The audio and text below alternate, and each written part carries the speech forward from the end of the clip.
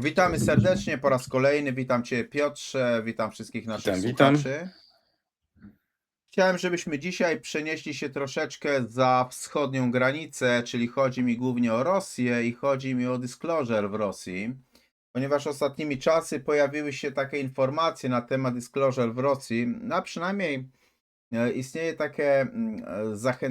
istnieje taka zachęta, bym powiedział, żeby Rosjanie ujawnili to, o co naprawdę, co oni wiedzą o UFO, prawda? I o co tak naprawdę w tym wszystkim chodzi, twoim zdaniem?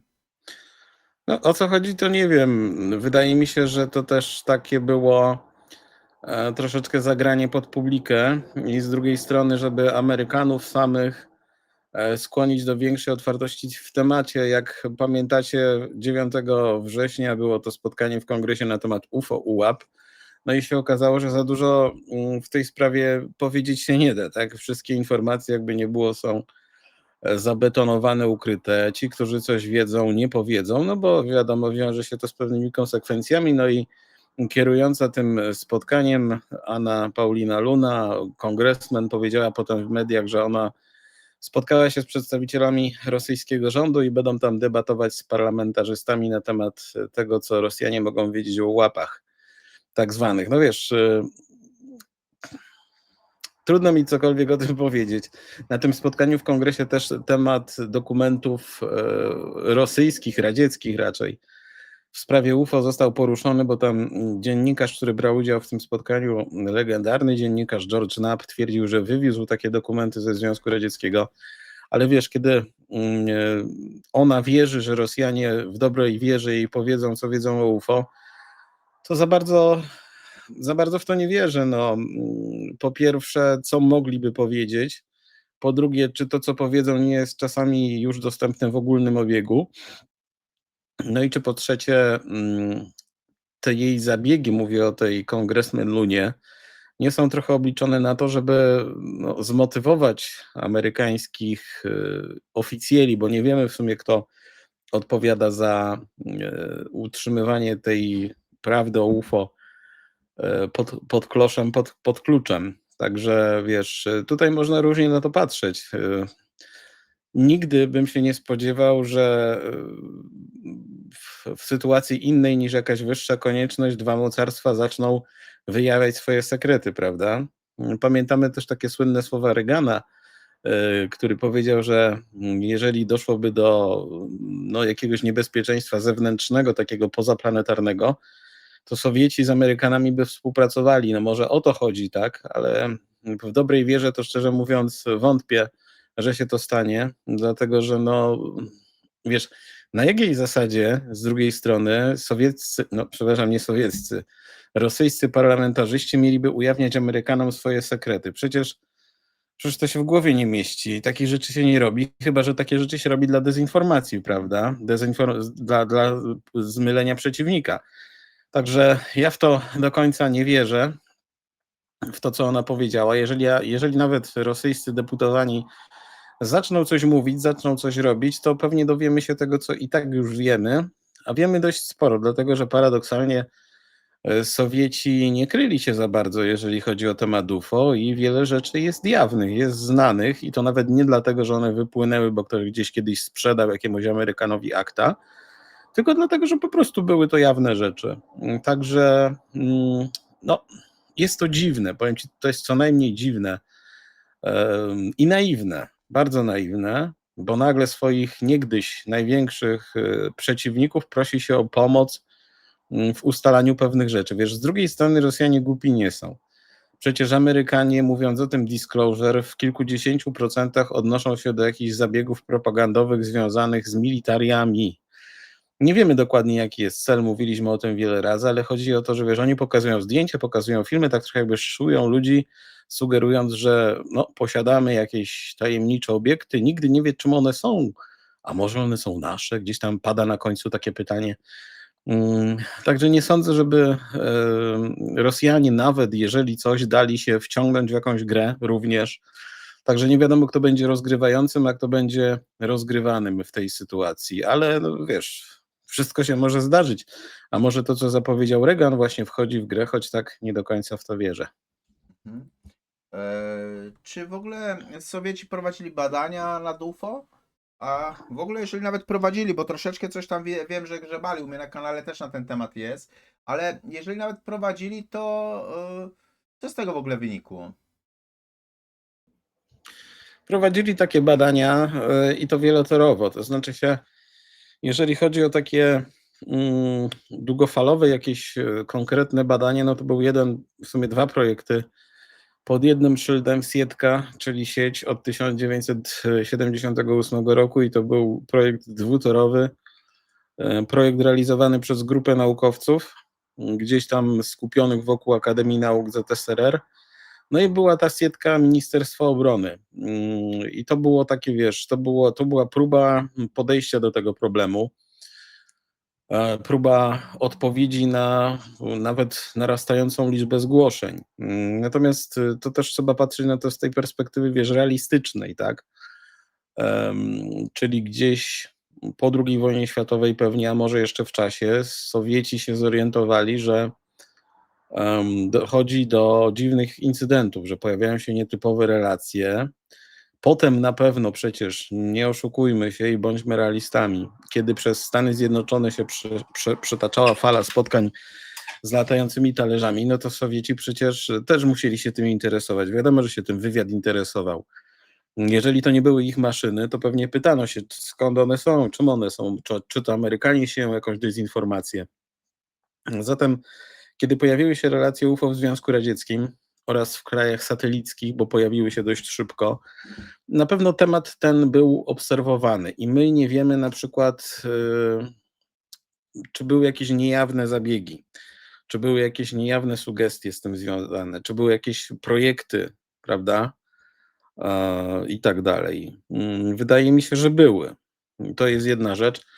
Druga rzecz, że oprócz takich stałych komisji, no to mieliśmy takie komisje ad hoc, kiedy coś się działo, kiedy był jakiś incydent, no i potem decydowano się na przykład powołać zespół roboczy, żeby ocenił jakieś zdarzenie i na przykład jego wpływ na bezpieczeństwo dla kraju, tak?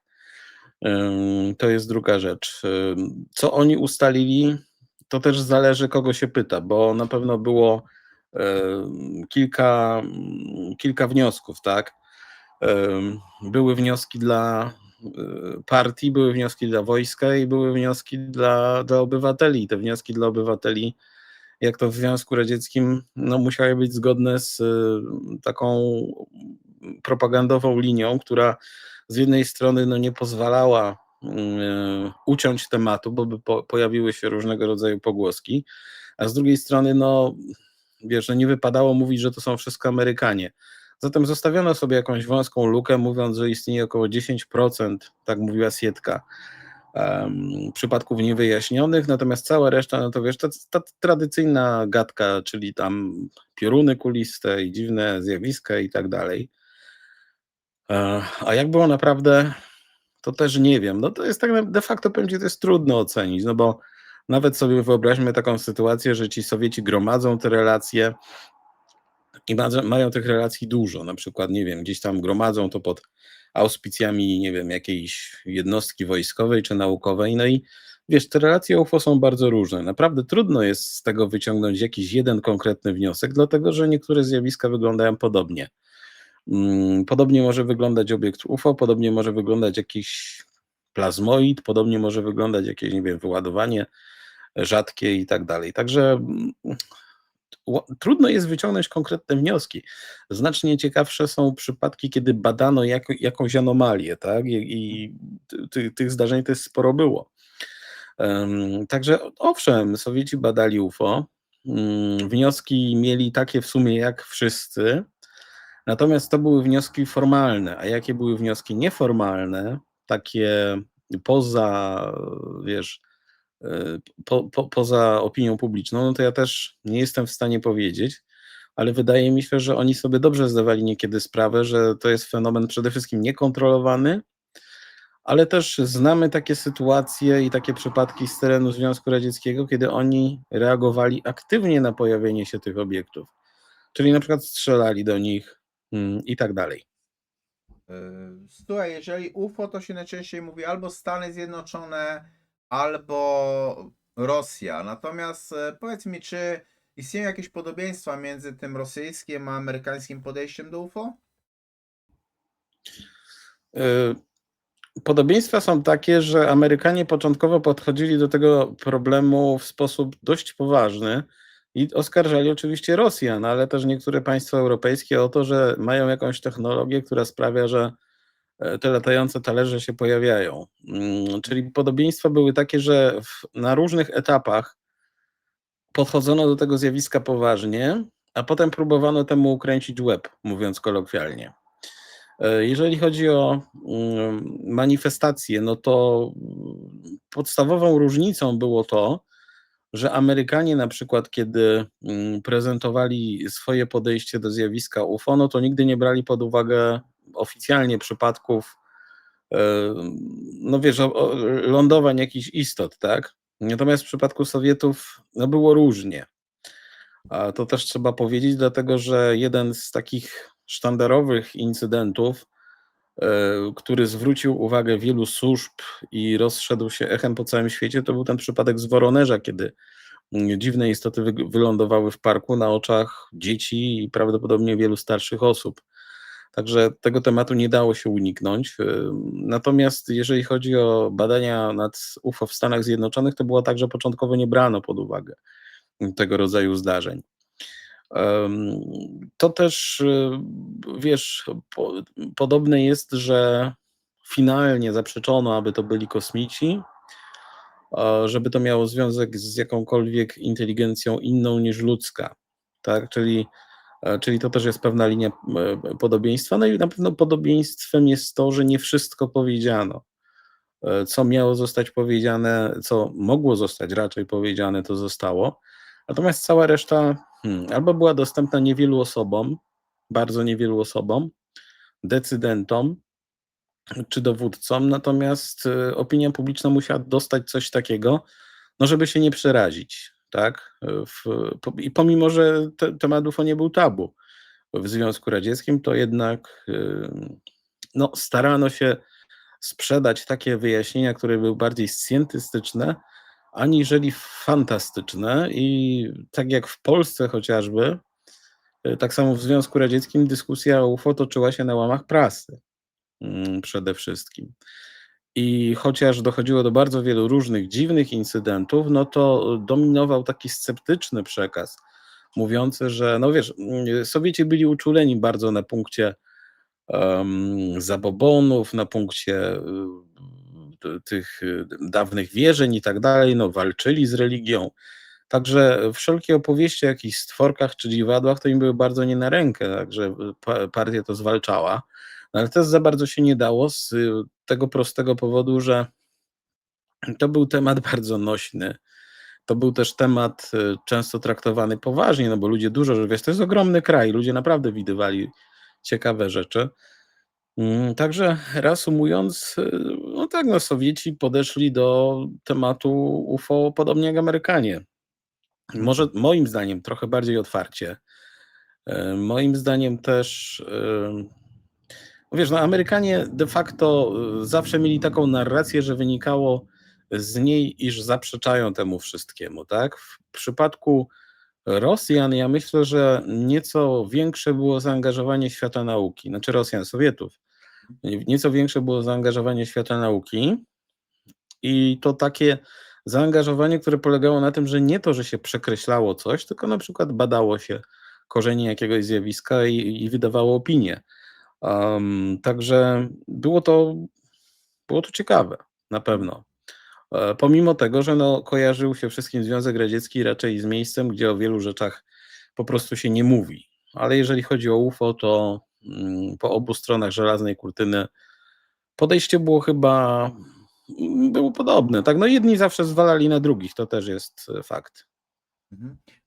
Natomiast w pewnym momencie nadszedł rok 1991 i rozpad ZSRR. Czy Twoim zdaniem po tym roku 1991 Rosjanie kontynuowali te badania nad UFO, czy też może jest to zbyt wielki kraj, żeby trzymać w ogóle rękę na pulsie? Żeby trzymać rękę na pulsie, to na pewno jest problem. Ym, Inna sprawa, że Sowieci zawsze mieli dużo obserwacji UFO w zasadzie w morzu. I to był bardzo częsty element tych spotkań, tych relacji, czyli spotkania z jakimiś podwodnymi obiektami nieznanymi. Czy oni kontynuowali? Na pewno tak. No wiesz, de facto, słuchaj, każdy kraj, który no, ma jakieś aspiracje mocarstwowe, zresztą każdy kraj po prostu musi śledzić tego typu incydenty.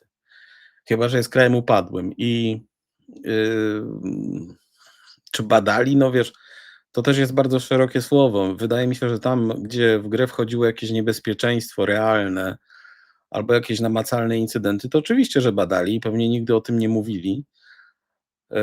Natomiast co do takiej oficjalnej komórki, to ona raczej nie istniała. Prawda jest też taka, że po 91 roku, no też i wcześniej tak naprawdę działali tam ufolodzy. No i ci ufolodzy też dużo informacji przenosili do opinii publicznej. Wiesz, teraz w Rosji jest taka szczególna sytuacja, jeżeli chodzi o UFO, bo z jednej strony, mówię, to nie jest temat tabu. Tam jak sobie poszukasz informacji, odpowiednio to wszystko sformułujesz, poklikasz po Telegramie, po ichniejszych wyszukiwarkach, tego jest dużo i tam nawet, wiesz, relacje na portalach takich regionalnych umieszczają bardzo często, że coś widziano tu, coś widziano tu. W większości to są drony po prostu. Często drony ukraińskie. Natomiast no nie ma takiego tabu, ale nie ma też takiej otwartości jak kiedyś. Nie mówi się o jakichś poważniejszych sprawach, taka dyskusja szersza nie jest kontynuowana na pewno. Mówi się o tym, co się dzieje w Ameryce, o disclosure, często tak z przymrużeniem oka, ale jakoś taki dystans jest do tego zjawiska według mnie. Może to poniekąd wynika z sytuacji, która ma miejsce na froncie, żeby nie zachęcać, żeby nie robić paniki w Rosji i żeby ludzie po prostu nie zasypywali służb telefonami o dronach i innych dziwnych obiektach, które się po niebie pałętają. Są różnego rodzaju teorie spiskowe, oczywiście mówiące o tym, co Putin wie na temat UFO, a przecież znamy też takie, no to są chyba przypuszczenia raczej niż teorie spiskowe ze Stanów Zjednoczonych, mówiące, że może Sowieci dokonali jakiegoś postępu na polu zrozumienia tego zjawiska, może u nich jest inaczej, może w Związku Radzieckim, a potem w Rosji te domniemane wraki latających obiektów nieznanego pochodzenia, one nie trafiły do firm prywatnych, tylko one trafiły do firm do zbrojeniówki, ale cały czas łapę na tym trzyma państwo. Natomiast wiemy, że w Stanach Zjednoczonych głównym problemem, z którym starają się walczyć ludzie związani z disclosure, jest to, że jeżeli jest jakiś materiał pochodzenia nieziemskiego, to on nie jest w rękach państwowych i nie ma nad nim kontroli.